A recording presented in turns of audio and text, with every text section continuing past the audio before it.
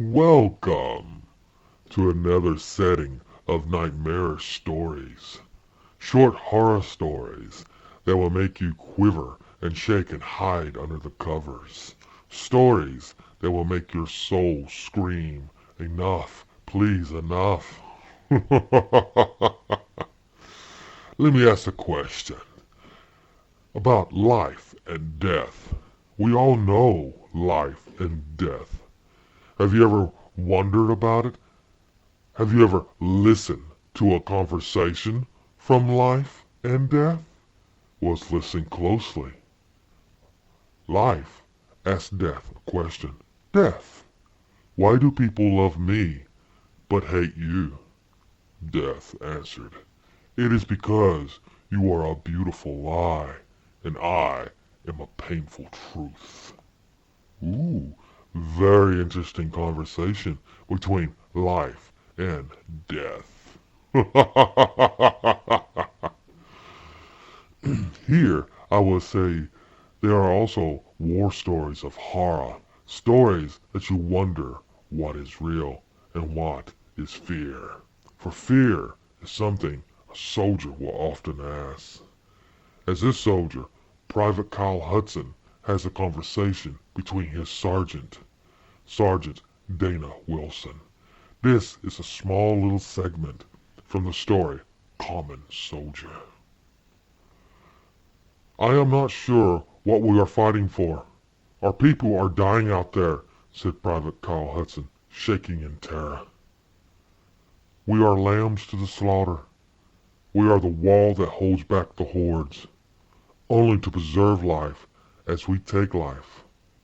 Hudson, there are human beings just on the other side, ready to die as we are, replied Staff Sergeant Dana Wilson, sitting a few feet away.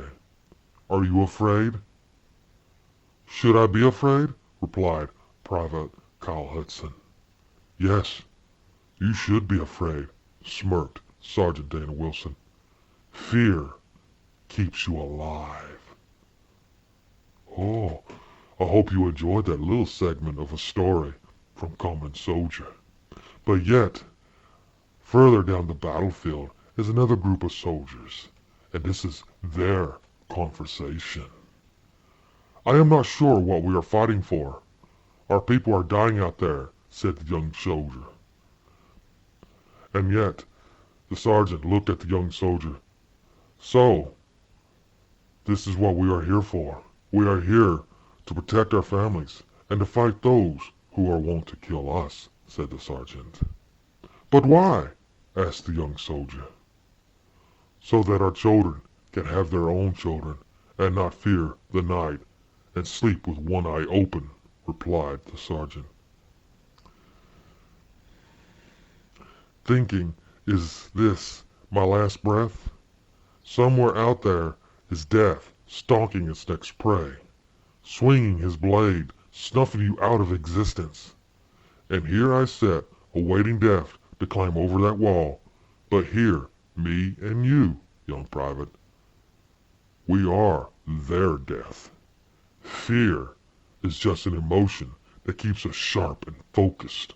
And when we raise our weapons, chaos will follow. Thunder will roar and lightning will shatter the night. Our enemy needs to cry out to God for mercy, for they will not have no mercy by my hands. The older soldier locks his weapon and looking into hell, seeing blood and millions of evil marching their way, looking back at the young soldier. Son, be ready to meet what God or gods you worship. They're about to have company. And in a breathless moment, the two soldiers stood up and made their charge into darkness. The conversations that life and death will have, especially among us mortals, makes us wonder what other conversations are there to see, what other worlds of madness awaits us all. Here is another little story, a little insert, a little nightmare of reality and chaos. Mandy looked at her hand. Not her hand, but a child's hand. She was 11 again.